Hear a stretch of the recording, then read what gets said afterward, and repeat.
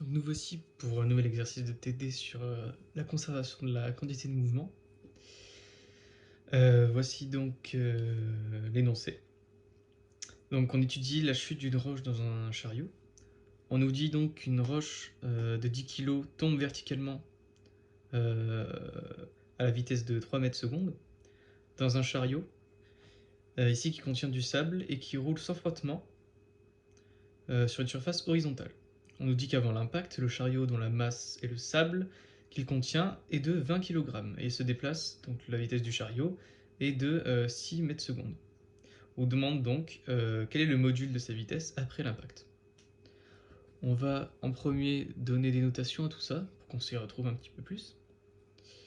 On va en effet d'abord noter ici la vitesse, on a la roche, donc on va l'appeler par exemple VR, la vitesse de la roche. On a ici la vitesse du chariot qu'on va pouvoir appeler VC. Voilà. Très simplement, on va nommer nos axes. Ici, le repère cartésien paraît le plus adéquat. X et Z par exemple. Voilà, on aurait très bien pu mettre X, Y ou une autre. Très bien. On nous dit donc quelques données. On a la masse de la roche qui est égale à 10 kg. On a ça, donc on peut aussi également noter le module de sa vitesse qui est de 3 mètres secondes, moins 1.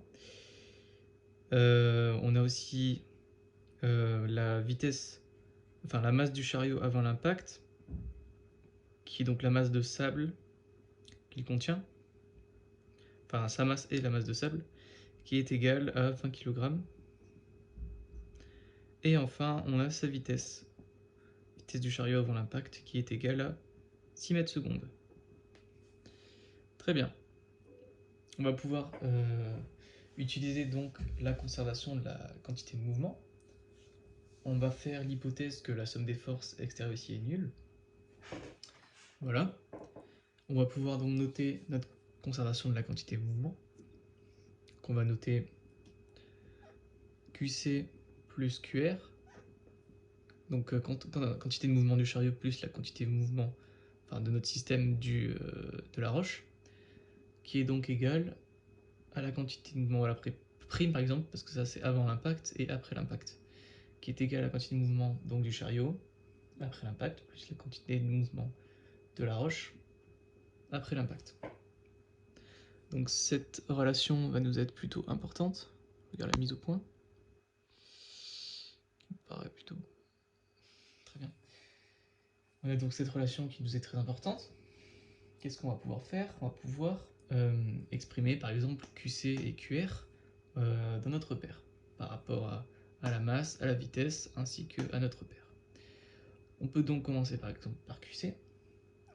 On sait que la quantité de mouvement, c'est donc la masse fois la vitesse, sauf qu'ici on a sur X et Z. On va commencer par dire qu'il y en a une sur chacun des composantes. On a donc ici MC, V, C, X suivant EX, plus celle suivant EZ, VCZ, EZ donc. Voilà, on peut faire la même chose avec QR, avant l'impact, qui est égal donc à MR, VR, X par exemple, qu'on peut appeler suivant EX, plus MR, on aurait pu factoriser par MR par exemple, et ici par MC, mais bon. Donc VR, Z, EZ. Voilà, on a donc deux équations. On a donc pris on a projeté donc notre quantité de mouvement, pardon. On va pouvoir noter la même chose après l'impact, c'est-à-dire QC', qui est donc égal à quoi? Il faut réfléchir un peu ici. On a QC', qui est égal à MC VCX', parce que la vitesse a changé. La masse, hop, ici. Donc VC'X EX plus MC VC' Z EZ. Très bien, sauf qu'on voit que la vitesse du chariot suivant Z est nulle. On voit qu'elle est suivant X ici, donc on peut noter égal à 0. On peut faire la même chose avec la quantité de mouvement de la roche après l'impact, qui est donc égale à la masse de la roche fois la vitesse suivant X après l'impact, plus cette masse de la roche fois la vitesse de la roche suivant Z après l'impact. Très bien. Donc on en déduit également que la vitesse de la roche après l'impact suivant Z est nulle, parce qu'on voit qu'elle sera ensuite suivant la vitesse du chariot, donc suivant X. Très bien. Enfin, voilà, on peut enlever le prime maintenant. Très bien. On a ensuite, qu'est-ce qu'on peut en déduire? On peut en déduire que la vitesse de la roche suivant X est la même que la vitesse du chariot suivant X. Parce que quand la roche sera dans le chariot, ce sera la même. Donc on peut noter ça. VR de X est égal à VC de X. Ça peut nous être très utile. On va enfin établir donc les équations suivant X et Z. Par exemple, ici suivant X, ici suivant Z. Qu'est-ce qu'on a? On a, suivant X, on a MC X plus MR VR de X est égal à quoi? Est donc égal à conservation de la quantité de mouvement, donc après l'impact, on va pouvoir factoriser ici par on va pouvoir factoriser par V' de V'C de X, parce qu'on a noté ça. Voilà, donc on peut également noter ça. Voilà, c'est plutôt ça, après l'impact. La vitesse après l'impact de la roche en X est égale à la vitesse après l'impact du chariot en X, parce qu'elle sera dedans, donc elle sera emportée par le chariot. Donc ici, on va pouvoir changer la vitesse celle-ci et celle-ci. Donc on peut factoriser par... donc on le mettra après. On va mettre MC plus MR, fois donc, ici, vu que c'est la même, on va pouvoir factoriser par V'C de X, voilà, celle du chariot. De toute façon, la vitesse globale, la vitesse de la roche, ce sera la vitesse du chariot, parce qu'après l'impact, la roche est dans le chariot. Donc on a cette équation-là, et la première suivant X. Qu'est-ce qu'on peut... est-ce qu'on peut arranger des choses en réfléchissant un peu? On a MCV de X, c'est donc la quantité de mouvement du chariot suivant X. Voilà, donc la vitesse suivant X. Et cette fois-ci, on a MR VR de X, sauf que la vitesse, c'est-à-dire la vitesse avant l'impact de la roche suivant X, on voit qu'elle est nulle, parce qu'on nous dit qu'elle est seulement verticale.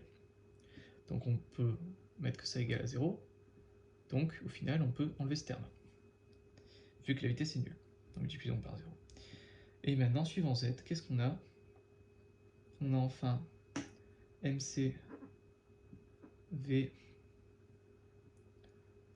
C Z plus MR VR Z est donc égal à après l'impact, la vitesse du chariot fois la masse du chariot en Z. On voit qu'elle est nulle, on l'a marqué. Et également la masse de la roche, ou la vitesse de la roche après l'impact.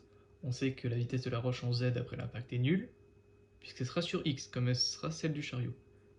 On va marquer donc ici c'est égal à 0, parce que la somme de 0 plus 0, ça fait 0, je vous apprends. Très bien. Est-ce qu'on peut arranger d'autres choses ici? Par exemple, on a là la masse du chariot fois la vitesse du chariot en Z. On voit que celle-ci est nulle, tout simplement. La vitesse du chariot avant l'impact, elle est également sur X. Et on a donc la masse de la roche fois la vitesse de la roche en Z qui ici n'est pas nulle, parce qu'on voit qu'avant l'impact, elle est bien selon z. Très bien, donc on peut au final enlever ce terme. Voilà, on se retrouve avec la masse du chariot fois la vitesse du chariot en z est égale à 0. Bon, ça ne sera pas forcément très utile ici. Et on peut le laisser. Très bien, donc on se retrouve avec cette équation. Voilà, donc je peux effacer ça. On va réécrire notre équation, un peu mieux. On a donc la masse du chariot fois la vitesse du chariot, donc en x, donc avant l'impact, est égale à la masse du chariot plus la masse de la roche fois la vitesse du chariot en x après l'impact. Et c'est bien ce qu'on nous demande. On nous demande bien la vitesse du chariot après l'impact, le module de la vitesse. On l'a ici. Il nous suffit donc de diviser par la masse du chariot plus la masse de la roche.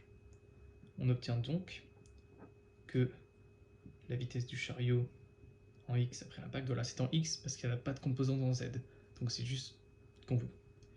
Après l'impact est égal à la masse du chariot fois la vitesse du chariot en x, voilà, qui est la vitesse du chariot, divisé par la masse du chariot plus la masse de la roche après l'impact. Et voilà.